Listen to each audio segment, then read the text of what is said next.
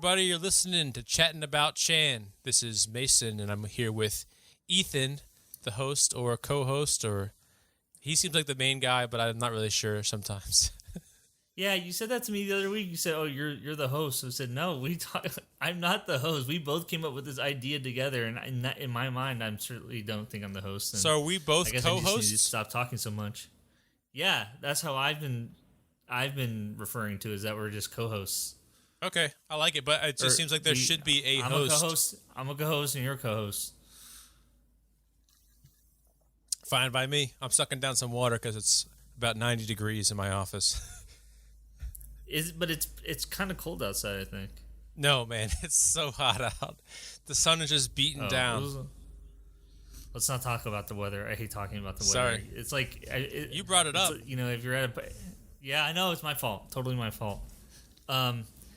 So today, we're finally back on the Jackie Chan track, but this is a pivotal moment in his life and his career.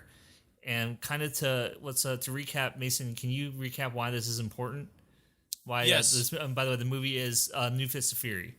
Yes. So last week we watched Fist of Fury, and Fist of Fury is a Bruce Lee movie that Jackie Chan was the stunt coordinator on, and he also appeared in some key stunts in the movie.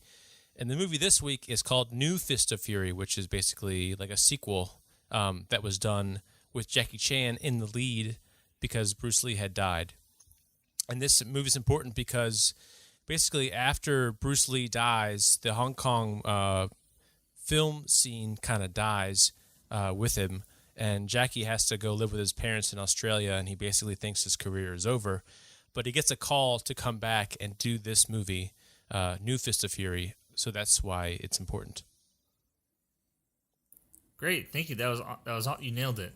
You should be like a host on TCM. Yeah, you like Robert Osborne, R.I.P. Did you ever watch TCM? I did, but I just watched the movies. I don't know if I ever watched the guys talking about the movies. Well, I mean, that was in between the movies. It wasn't like a dedicated hour to him and his co-hosts. Like, they would intro the movies, and then they do outros for the movies to give some film buff history, things like that. I think they had... He died a few years ago. I think they had a Three Stooges Saturday mornings show that had Leslie Neelson in it. During Stooge episodes, really? Yeah. Although he wasn't talking about the episodes, he would just be doing goofy things that were non-episode specific. So it could have been cooler if he was "Can you believe Curly in this ep?" That would have been great. But he didn't get into that level. That should be our next series. Our next series should be Three Stooges. Yeah. I can't think of a good alliteration there. Stooge stories. Stooge studies. Stoogin? No. Studying the Stooges. Studying the Stooges sound like a homework assignment. No one would listen to that. So going back to New Fist of Fury, Mason and I think let's just, before we dive into what the movie was about and Jackie's role in the movie, I was so bored by this thing. And I think that, before we dive into this thing, let's set the scene. Mason, thank you for just recapping where we are, kind of the importance of this movie, but where we are also in Jackie's career and life. However, I think this movie is also really important because it came out in 1976. That's right. I believe. I think that's right. So think about. I think in the book, I'm going to reread the book. I can't remember. I don't think the Hong Kong film industry was in shambles, but I think it took a huge hit when Bruce Lee Definitely died. Did. Yeah, and they were all desperate for a hit. I think there were no movies were being hits nearly as big as Bruce Lee, and the Hong Kong film industry was desperate for another Bruce Lee. And I think that's just crazy that this movie came. Bruce Lee died in 1972 or 1973. Maybe it came 4 years after his death. They wait, which is interesting. That's a long period of time to try and find a successor to follow up on how successful he was. So they make this movie and they call Jackie back, and instead of trying to just do something completely different and something new and fresh, they're trying to recreate the old, and it's just trying to make Jackie Chan the new Bruce Lee by having him act like Bruce Lee. Yeah, and it's just instead of finding a new actor and going a new route and trying something fresh with a new approach, they just try to recreate that magic, which is just impossible with someone like Bruce Lee. After, like, you know, we saw that in Fist of Fury. He had this screen presence that you cannot imitate, that only he could do. The guy was naturally charismatic, and it's not something. It wasn't a skill. I think that's just who he was, and very few people have that. So this movie is literally trying to recapture that magic, and if I thought it failed miserably. Mason and I shared a brief exchange this morning. I guess he had a completely different reaction to the movie than I did. I thought it was cool. I thought it had some cool stuff in it. And you know, in the book, Jackie frames it as a complete failure. Sucked. But I think it's interesting to see him try to do this. And also, you got to admit, at the beginning of the movie, he was basically doing his regular Jackie Chan thing. He was kind of goofing around and pratfalling. A little bit. Yeah. So all right. So the story, it's so funny. You know, to our listeners, you guys know how we've kind of struggled describing the past couple movies to you because they're just so convoluted and just filled with unnecessary plot.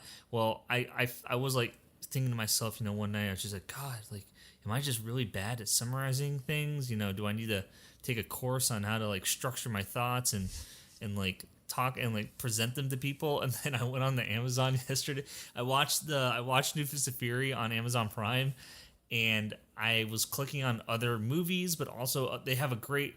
So I'll get back to that. I was looking at other movies and looking at the summaries, and it's like Speed. There's a bomb at the bus. If the bomb goes above 60 miles per hour, the bus blows up. I'm like, oh, that's it. Jaws. A small sleepy New England town gets terrorized by a shark one summer. It's up to 3 sailors to take it down. Oh, okay, got it. I click on New Fist of Fury. After it's like a paragraph, and and I'm like, oh my God, this is exactly the problem that I've been having in our show. Is like you can't summarize the plots easily. It's because it's filled with such non-plot that you can't describe it. Yeah, they're almost always pretty convoluted, and yeah, it's so much just stuff, literal stuff in air quotes happens. And so I want to pull it up, but it was like a band of students flee Shanghai after their classmate is murdered by the Japanese. And they flee to Taiwan to find the female student's grandfather to help him with his school, but also to get revenge on the Japanese for killing their friend Chen. It's just so long. I was like, oh my God. Okay, I'm like, all right, I'm not alone. And then before we go forward, I just want to shout out to Amazon. I want to say, you know, I've been kind of down the dumps lately because I feel like Netflix just sucks now. They have absolutely nothing on there. I mean, they do have stuff, but like, not good stuff. I think that the Netflix original series are trash. I think Netflix original movies are trash. It's like whoever is developing these must be experts at mediocrity, because it's just like they have a formula for this. And all their movies, they all have this weird bland look to it. The movies feel lifeless. They know their target's not really watching what's on screen, I guess. Point is, I'm over Netflix. So I was like, okay, well, what can I watch besides, you know, I have Criterion. I got Amazon Prime because I got Prime for, you know, because of coronavirus. I'm ordering more stuff to my house. Wow. First of all, Prime's interface sucks. Yeah, it's awful. Shitty. They're absolute morons. Or like, for a tech company, they don't know how to freaking design a nice, easy user experience. So on the surface, I always thought Prime sucked because they're recommending like brand new movies for you to watch. Speed 2, like what? Yeah. Or it's like Deep Rising, like what? This is not a new movie. And so I dug a little deeper. They have, first of all, back in the day, Netflix, like 2010, 2011, had a great foreign film, independent, and art section. They really killed it. And then as, I guess, people started licensing more and more streaming services popped up, they lost all that stuff. Amazon has a killer Asian film section. Not only contemporary, but I'm guessing Jeff Bezos just bought like the entire Hong Kong Kung Fu catalog, because that's what it is. They have all of the obscure, like, original prints from the 60s and 70s. Like everything you could imagine is on there. It's unbelievable. It's most of it's However, included just with Prime, which is nice. You don't have to even pay for them; they're just included, which is cool. Yeah, it's just included, which is awesome. So this has made doing this podcast really easy, which is amazing. However, Jeff Bezos, what the hell? You're uploading the chopped up versions. Oh yeah.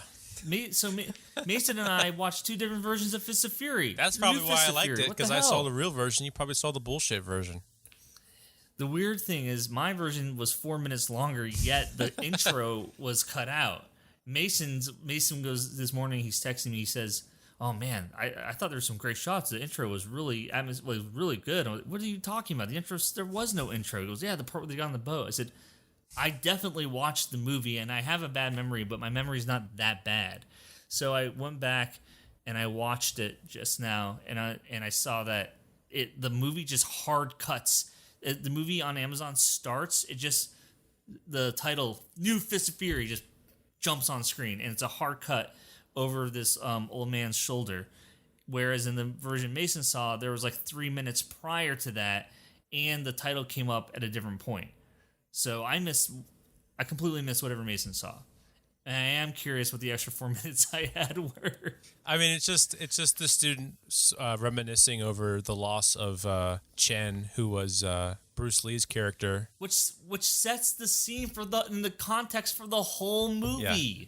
And there's a great scene where they get on the boat. Dumb. It's just a really cool shot where you kind of see their silhouettes against like the ocean.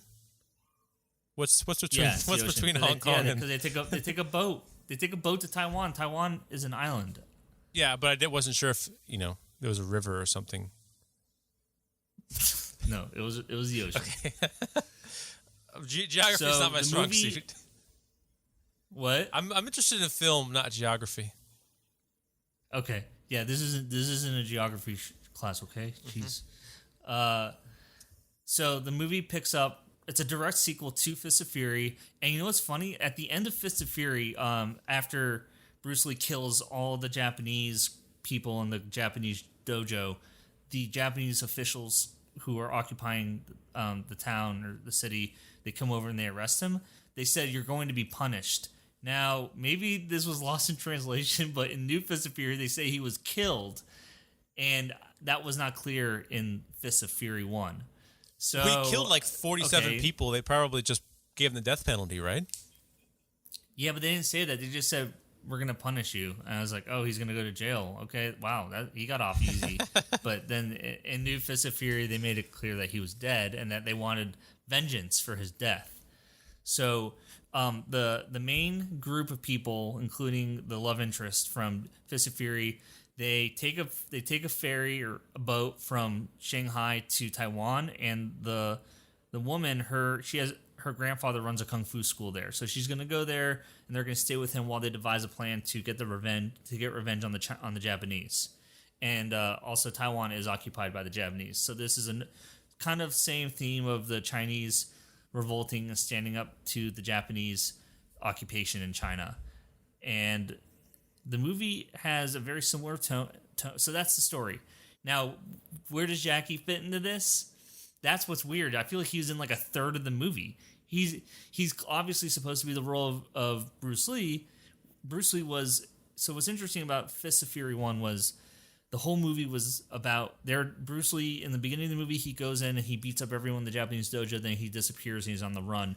And the majority of the film is about everyone looking for him because they're trying to punish him. And then at that time, Bruce Lee is doing research to figure out what's going on and knowing when to strike. So that was Fist of Fury 1. And Bruce Lee was very much the symbol of... He was the visual and physical symbol of standing up to the Japanese. And now, I would say that New Fist of Fury, Jackie's character is definitely more of a character. He has an arc, a rather, albeit abrupt arc, because things just happen for the sake of happening. Right. Hold on. So Jackie's character is like a street urchin with his dad, but he calls him uncle. And T-Long is his character's name. What's his T-Long. name? T-Long? So he and his dad, basically, they're thieves. And he's a street urchin, Jackie's character. And he just kind of like gets himself into trouble. He has a big mouth. His character reminded me a lot of the main character of Stephen Chow from Kung Fu Hustle. Actually, that's what I got a lot of. I was getting a lot of. Flashback to that. Jackie's character is a street urchin. He and his dad, they steal things, and I guess they sell them. But so his character, he has a big mouth. He gets into a lot of trouble, and he really hates the Japanese. There's really no foundation for that, just other than they're occupying China, and it's terrible. They treat the Chinese terribly. So that's foundation, and then I guess his character from there, Jackie's character comes into play because they steal a bot when the people from Shanghai arrive in Taiwan. He steals stuff from the people who arrive, and he stole a wooden box from the woman. And inside the wooden box, which is kind of like the MacGuffin of the movie, is Bruce Lee's nunchucks. Well, that was cool. Gotta admit that was pretty neat. It was kind of cool. Neat. It felt a little cheap, but so they find the nunchucks, and then they find Jackie Chan gets beat up by some people at a Japanese martial arts school. No, it's because it's a Chinese martial arts school there's like a couple of schools that are rival schools, but some of them are really subservient to this Japanese school, and this is one of them. The other plot that's happening adjacent to the students who want to get revenge on the Japanese. One of the leaders in the community, one of the Japanese leaders, his main goal is he wants to have all the Chinese martial arts schools become one under him. So that's his goal, his mission. Right. He wants them all to take his name. And they establish him as a super tough guy by showing a scene where he's hanging out in like a hot tub kind of thing, and he gets attacked by like 12 people, and he just kicks all their asses. And that was a cool scene. And do you not remember how he kills one of them? I mean, one of them throws a knife. One throws a knife and he catches it in his mouth, and he throws it back that was awesome. with his mouth. That was great. That was insane. So Jackie, one of the Chinese martial arts schools, tries to recruit Jackie, and he says no. He's like, I'm not interested. I don't want to do it. And they're like, you could be a great fighter. By the way, Jackie gets into a fight in the beginning of the movie, and he shows that he can't fight. He can't. That's what's so weird. Is like, so he can't fight. He gets crap beat out of him, and then these schools are trying to recruit him. And this one school, they bring him into the school, and he says, I'm not interested. So they close their doors, and they beat the absolute shit out of him. But he takes out the nunchucks. And he tries to use the nunchucks, but he accidentally hits himself in the head. Oh, I forgot about that. Yeah, he doesn't know how to use them. So they beat him out. They beat him up, and they throw him on the side of the road, and the students from Shanghai just happen to come across him and the nunchucks. And then they bring him back to her grandfather's school, and the grandfather's like, oh, you were on the brink of death, but we saved you, I guess, apparently overnight too. He was fine, next scene. So after that, how do they what happens for them to convince him? How do they convince him? What happens? Well, that's the low point of the movie, because this would be the point where Jackie should join up with them. But instead, you have another 45 minutes where they need to try to convince Jackie to join the school, which makes no sense. Nothing happens. I mean, the grandfather dies, right? Oh, I want to say that's one of the best parts of the movie. So, the Japanese bad guy and his daughter go to the master's 80th birthday party. They crash it, and they're like, you know what? Let's stir things up. So they're like poking fun at Chinese tradition and Chinese Peking opera that's happening on stage. Oh, that was cool. And so they go to attack the actors on stage. Yeah, he's like, the 80-year-old. Oh, Japanese gods are way more badass than Chinese gods, right? And the guy's like, I don't know about that. They're just legends, so don't worry about it. But he keeps insisting on it, and then he gets one of his cronies to pull a sword to go murder the actor on stage. And then the grandfather basically leaps 45 feet onto stage and is like, stop. and then has a heart attack and but dies. That's the best part. That was one. Have you ever seen an on-screen death of a person just standing still? He goes, stop, and then he just stands still, and then it cuts to his grave. That was it. The Japanese people just roll at that point. Like, they don't stick around and like laugh at the guy's death or like take advantage of the chaos. That's just run of the mill for these movies. Right. This is just how it goes. So after that, you would think Jackie's character would join, but no, he doesn't. And so it's not until like there's like a quarter of the movie left. There's a scene where the Japanese destroy the sign of the school in the middle of the street, and Jackie's there with his dad, and Jackie, like, there's no, just literally like this, like I could literally see the screenwriter typing away on the typewriter and like, oh, this is where Jackie needs to decide that he needs to learn kung fu. Jackie just pops up and goes, that's it, I don't like this anymore. The Japanese are too mean. I want to fight back against them. Like, literally just at the snap of a finger. So he gets up and he fixes the sign. Or no, he carries back the broken piece of the sign back to the school. I think they fix it in like the little. They fix it, and then he brings it back to the school. And when he does, the woman from Shanghai sees him carry it back, and then they have two random stills of Bruce Lee appear on the screen. Yeah, she's like, just in case you forgot. He reminds me of Bruce Lee. Like, they basically almost say that. Sure. He is the new Lee. Like, they basically say that. Oh no, she goes, you remind me just like Lee. You have the same determination and will or courage that he had.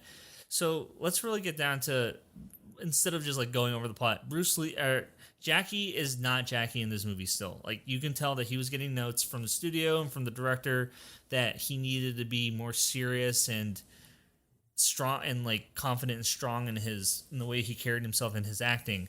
You said you felt that in the beginning of the movie he was kind of being Jackie. I disagree. I think he was just trying to be weak and meek, so that when he has his abrupt change in heart, that he comes off as strong.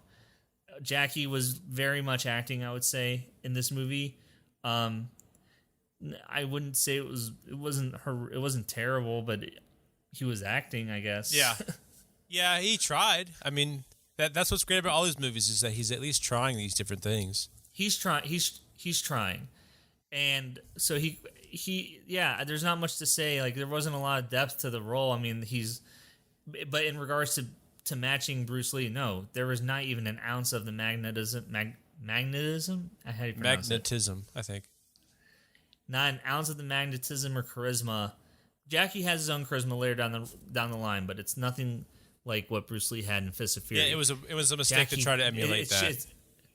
It's so weird. He's in the movie, and they're trying so hard to make him a powerful, strong figure and sort of symbol, and they want you to feel so proud of him, but it's just you can't. That's not who Jackie is, and I think it's evident on screen a little bit that he's trying to be something that he's not, and it's not his fault that he failed. It just didn't work. It just didn't work. The weird thing about this movie is like the Act 1 is like the first hour and a half, and then the last half hour is when Acts 2 and 3 and take place. You know, they cram in 2 acts in 25 like minutes. Most movies would be after he joins the school and then gets revenge, but they squeeze all it at the very end, which was really weird. Maybe he would join the school, he'd get too cocky, be like they would train him for a little bit. He would get too cocky and like, no, your training's not done yet. He would walk over and probably like try to beat up the Japanese officers. They would beat him up, kind of wait like a wake up call. And then he would spend more time training, and maybe Bruce Lee's ghost would come visit him, and he would get inspired, and then he would go and kill everybody. But no, this movie, after he fixes the sign. Well, even the end showdown is kind of strange. Everything's weird. It's terrible. After he fixes the sign, there's a montage of him learning kung fu, becoming a master in like a day, literally a day.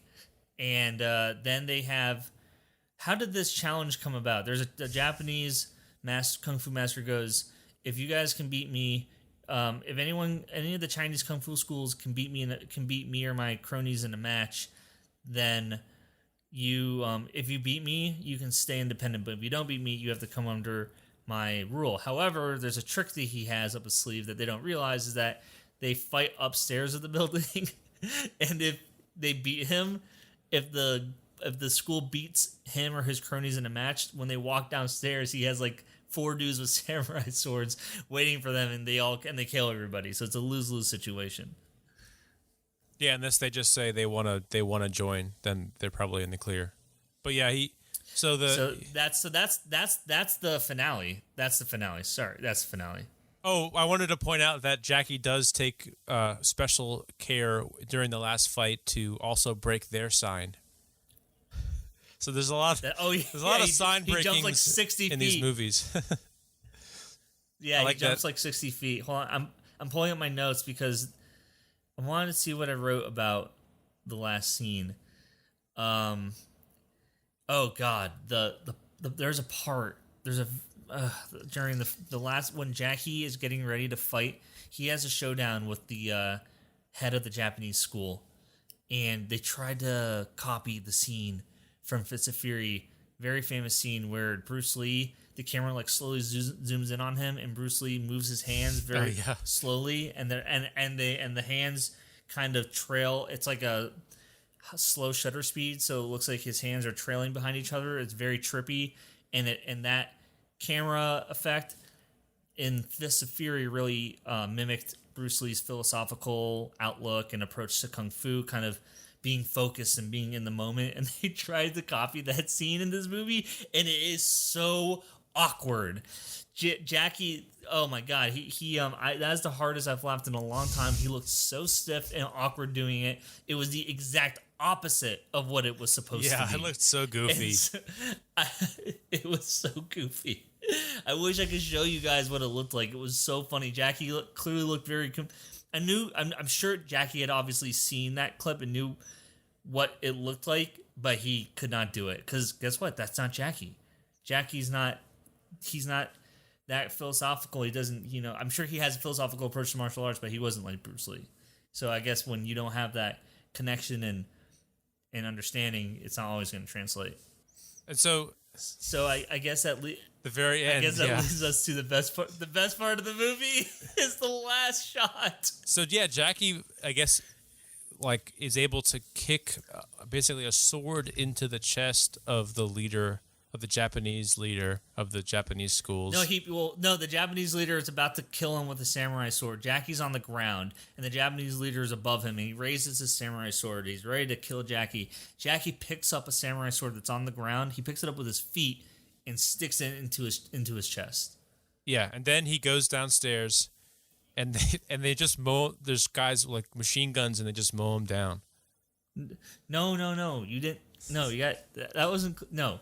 After that, they were already downstairs, and then after he killed the Japanese boss, the rest of the students from the school, from Jackie's school, come downstairs. And he's like, "Yeah, he's all beat up and bloodied," and Jackie just like, beat all these people to save the name of the school. So everyone's with him, and they walk out of the building, and as they do, all of these Japanese soldiers show up, and they kill everybody. They just open fire and they kill everybody. They don't even make it that clear. There's no close-up. It's like it's an awkward wide shot just showing people falling over. And then it cuts to a close-up of Jackie getting shot like 10 times. And then it just freeze frames on Jackie getting shot with like 4 squibs going off. And then it just says the end, and it ends. It kind of reminded me of... Jesus Christ. I kind of remembered... Night of the Living Dead. Remember the end of that movie where at the end after they shoot the guy in the head? Yeah. That was one of the most morbid endings I've ever seen. That from Night of the Living Dead, that really stuck with me.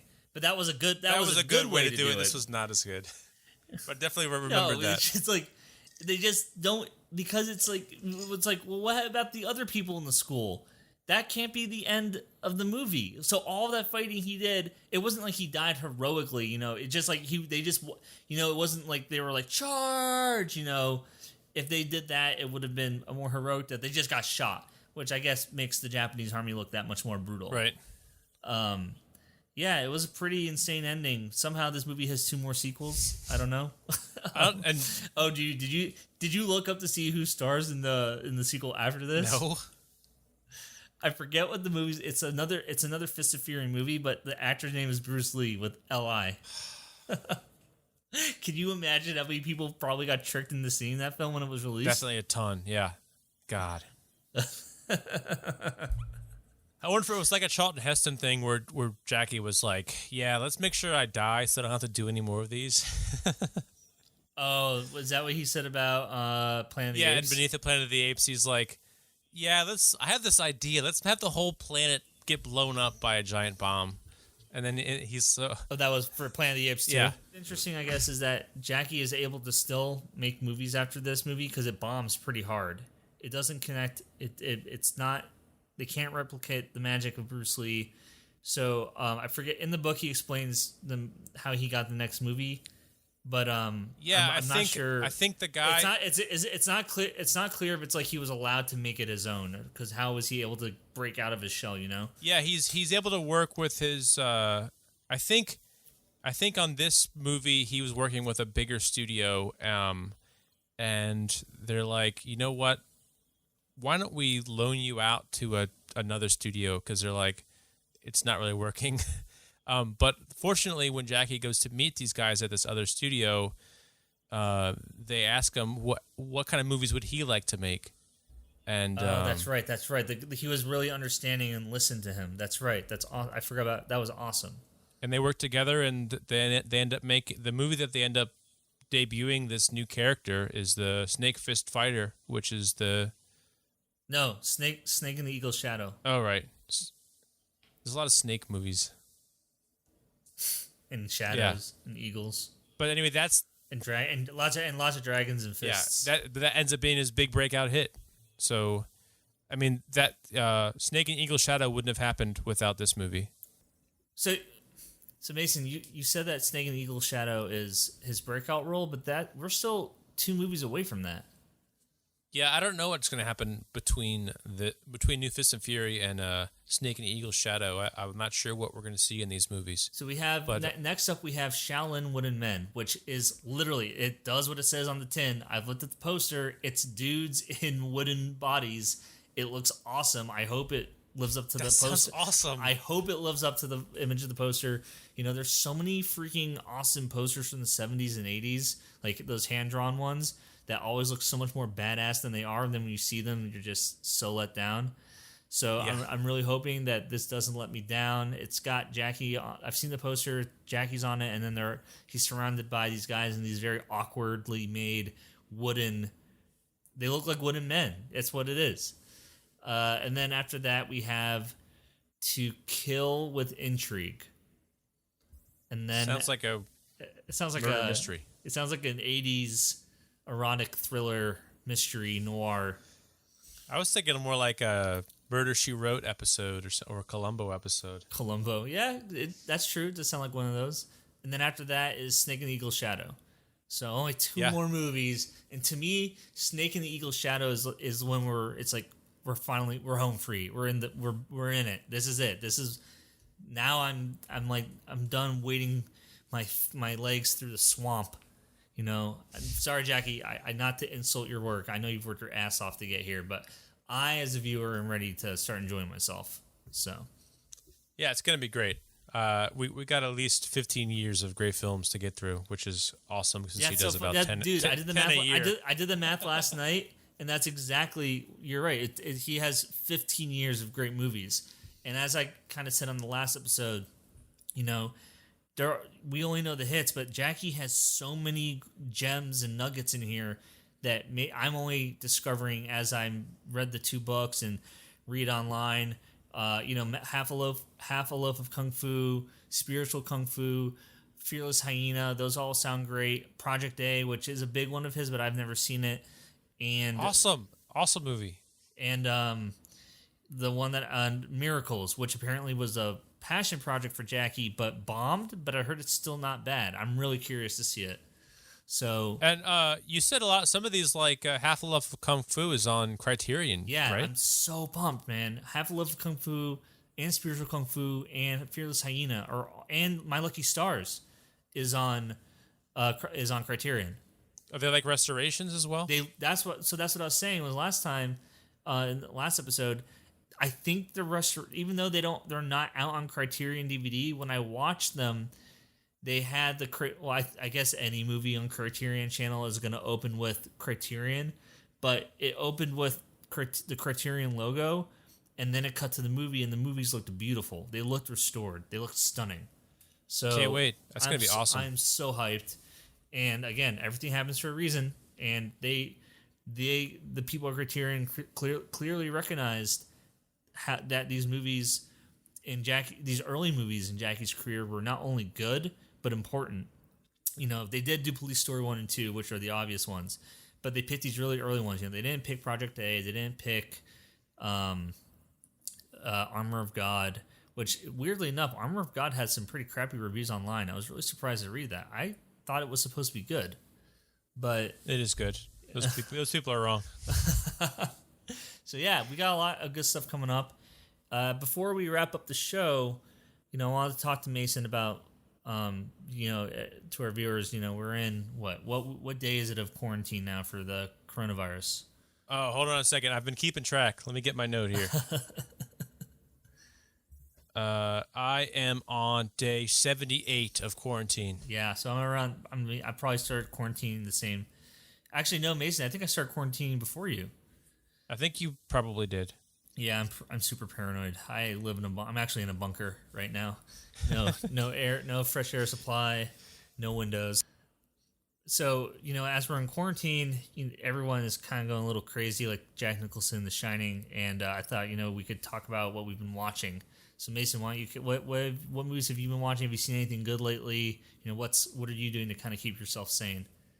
Well, I've been heavily into the Shudder app, which is basically, if you don't know, SHUDDER. It's like the Netflix, but for only horror movies for the most part. So I've been working my way through that. A lot of 80s and 90s and some 70s classic horror movies. What stood out to you? What's the best one you've seen so far? Well, there's been a lot of great stuff, and I've been watching the Joe Bob show, and he covers a lot of great movies on that, but I guess this is one of those movies, is called Basket Case, and it's by a director that I don't remember his name off the top of my head, but I'm going to Google it real fast. Was it, Joe Bob can be weird because it's a horror channel service, so he's supposed to be featuring horror films, and sometimes he doesn't feature horror films. So is Basket Case a horror film? Oh, Steph. Well, I'd say yes, but you could maybe call it a exploitation film as well. For example, to our listeners, he played Heathers. Like, that's not a horror film.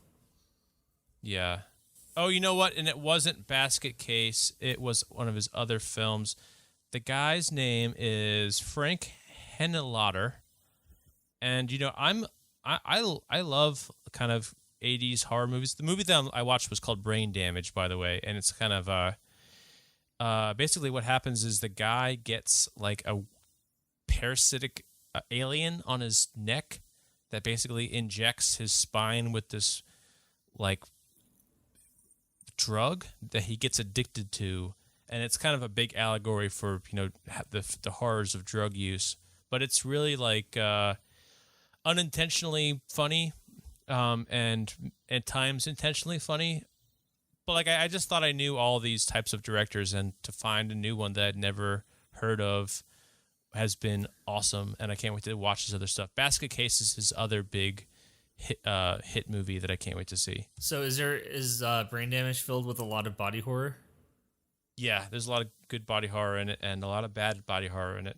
But overall, it's a really funny movie. What makes bad body horror? The effects just look crappy?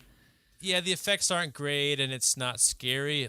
You're supposed to be scared, but it's more like a laugh is what comes out of you. That usually means it's a failed body horror. Huh. But I thought I had a great time watching it, and I can't wait to see his other stuff. But that will be the movie I will recommend here. Cool. What about you? God, I've just been living off of the Criterion app, really. Just catching up. They have such a good selection. I've been trying to catch up on the work of all of the auteurs that everyone praises about all the time in the film community, but also Criterion has been highlighting so many other movies that I've wanted to see. All right, I'm going to highlight maybe like 3, but one that I think Mason would really like that I watched that is famous is it was a bomb at the box office, but it is a critical darling now. It's called Seconds, and it's amazing. Oh my God, this movie is way ahead of its time. 1966, black and white film directed by John Frankenheimer. He was a huge director in the 60s. Dude was he was a master of the craft, like really knew how to direct actors and understood editing and cinematography and mood, and also just knew when he had a good script. Seconds is, I don't want to give too much away because it's a thriller and it's really creepy, especially for a mainstream American film. It's basically about a man who hates his life. He's a successful banking executive who lives in a nice big house in the suburbs outside of New York City. He hates his life, but he hears about this secret program that allows people to kind of fake their death and be reborn as a second. Kind of like Face Off, they get plastic surgery and they are reborn. So this old man pays a ton of money and he becomes a second, and his second is Rock Hudson. And if you guys don't know who Rock Hudson is, he was a very big actor in Hollywood back in the 50s and 60s, most notably known for being a really handsome guy. Like, the dude is really good looking. So this guy is reborn as Rock Hudson. And Rock Hudson was never in a movie this dark. And he also wasn't, I'm not as a bash to him, but I don't think he was known for his acting chops. And he acts the shit out of this role. I don't want to ruin anything else from the movie. It's surreal. It's creepy. It's like a little bit like a nightmare. I highly recommend it. Movie rocked. Sounds great. Yeah, I'm definitely going to pick up Criterion just for this podcast. So that'll be another movie I'll watch as a bonus. And kind of just like a little extra bonus extra, like little sweet popcorn. I watched an unseen or undermentioned Scorsese movie that no one ever talks about. When people talk about Martin Scorsese, Goodfellas? No, yeah, Goodfellas and Casino. People only talk about, even my whole life growing up as a film buff, everyone's just like, oh, he's the gangster guy. His movies are so violent. Oh, they're so violent. Casino, Goodfellas, Departed, Gangs of New York, so violent. They don't talk about the other like a million movies he's made. Oh, Raging Bull, so violent. He made a movie with Daniel Day-Lewis, who is also kind of a big deal, and Winona Ryder.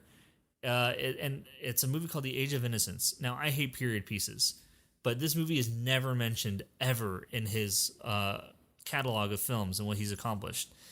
And I guess it's because it's literally the exact opposite of Goodfellas. He made this movie in 93. Goodfellas was in 90. So going off that, I don't like period pieces. I think they're boring as shit. I have no interest in the stories of the rich, privileged people and all their woes. I just don't care. And the language and the dialogue usually just bores me to tears. Age of Innocence was not high on my list, but I was curious because I had recently seen The Last Temptation of Christ by Scorsese, and I thought it was great. So I was like, you know what? I should check out Age of Innocence. I mean, it's got freaking Daniel Day-Lewis in it. I think that Scorsese, every movie he does is so wildly different, and that's one of the reasons why I love him, and not enough people point that out. He tries new things with all of his movies. Age of Innocence, even if you're not into period pieces, he crushed it. This movie was awesome. And one of the reasons why I don't like period pieces is because they're so boring. Like, the way they're shot, it's just shot, reverse shot of people in fancy clothing on fancy estates. Scorsese does amazing stuff with the editing and the camera here, and beautiful cinematography is out of this world. Not only are the shots well framed, but the movement, the camera movement, like, it makes the movie so much more interesting. And also, I gotta hand it to the screenplay. It's an interesting screenplay about a guy who has to conform with the upper class of New York society when he doesn't really agree with their ways, and the internal struggle he has. And it was great. It was fantastic. I really was blown away by it. I actually want to go back and watch it again soon because it was so damn good. So I'll check it out. I like Scorsese. You wouldn't like it. I want you to see it, but I think you'd be bored. I was just shocked by how much I liked it because it was just so well done. And also, what I love about Daniel Day-Lewis is that he's only remembered a lot of his. He only has like 8 performances, and they're all very over the top. They're all great, but they're all very in your face. But his understated performances are just as good when he isn't covered in makeup and using a funny accent. He's great in this movie, just as he is in The Phantom Thread, which I thought he crushed in that movie too. So yeah, those are my 2 recs, and I don't know what I'm gonna watch till next time. So we'll see. I'll give you a second one then, since you did 2. Yeah. Maybe you can watch this. Maybe it will redeem Netflix in your eyes. Yeah, impossible. I did see the Unbreakable Kimmy Schmidt interactive movie, and I thought it was really funny. I thought that they had. How was the interactive part? It was funny. I mean, it's hard to like not spoil it, but there's a couple things where they do some funny stuff with some of the choices, like unexpected things. I mean, like I said, I don't know how to not spoil it, but it's sometimes if you go back and if you watch it again and pick a same choice, it will have a different option, or other UI things that you can interact with that it also has like unexpected results. And beyond that, the story itself was funny. It was kind of touching in a way. I thought that the interactive format allowed them to do some things that they wouldn't normally do. They wouldn't really, make that part of the plot if they didn't give you the choice to make that happen. So I just thought that was kind of interesting for them to explore some of those darker themes depending upon the user's input. But I thought it was really well done. The most important part is it funny? Yeah, I was laughing my butt off. And I haven't laughed in a long time, man. I could definitely use that. Yeah, I thought it was great. I mean, it seems like the format would work perfectly for Black Mirror, but I was really disappointed by that. I didn't even try watching Bandersnatch. I was like, forget it, not interested. I guess the thing about that one was like it's so obvious that that's what they're going to go for, this angle of like the people in the movie are being controlled by you, and that's sort of like a meta story. It's so kind of on the nose, I thought, and just they didn't do anything interesting with that idea.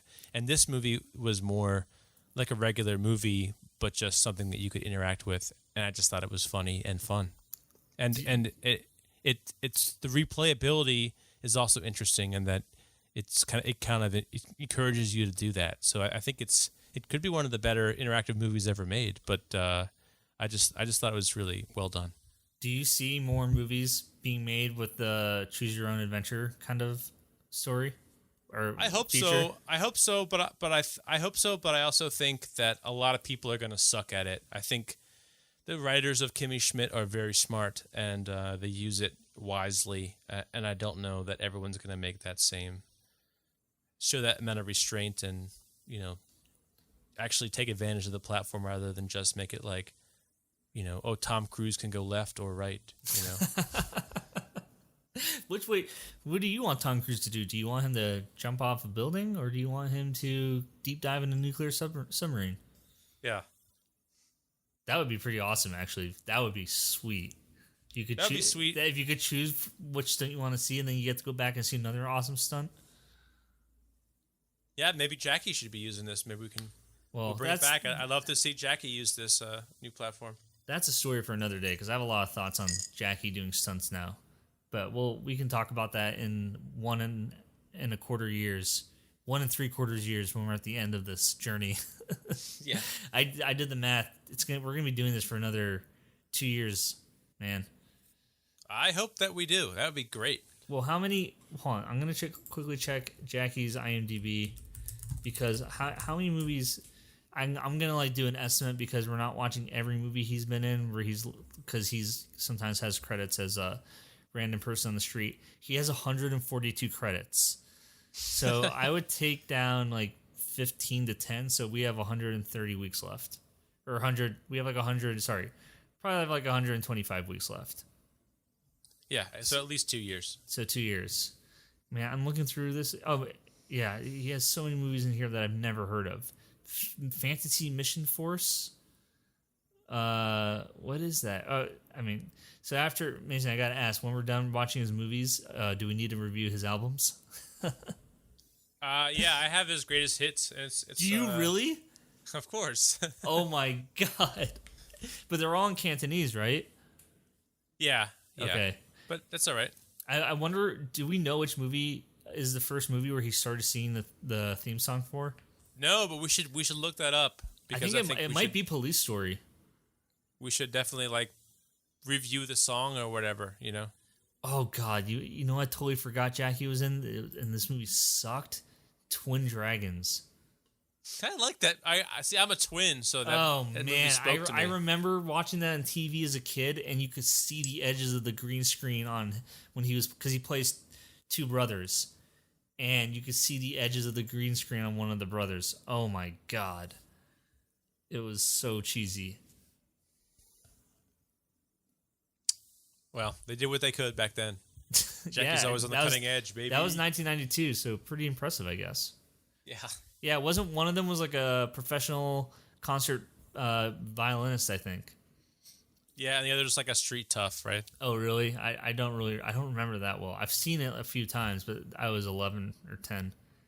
Yeah. Clearly it made a huge impact on me. Wait, is there a movie? There's a movie Jackie's in called Thunderbolt, where he's a... Oh, that's a great movie. He's a race car driver? Pretty late in life. Yeah, it's cool. It's what? really How cool. did I not know this existed? It's cool, man. It's a good movie. See, this is, by the way, folks, this is how you write a film summary. This is a movie that Jackie probably realized his movies were too convoluted. This movie is summarized as, in order to release his kidnapped sister, sports car mechanic Chan Fo To has to be a super criminal street racer. Boom, done, got it. Elevator pitch. Thank you. I mean, that's... I think they didn't know how to make movies yet. in the 70s? Yeah. Yeah. In Hong Kong. Cool. Well, so that wraps up this episode of Chatting About Chan. We will see you next week for Shaolin Wooden Men. I am pumped.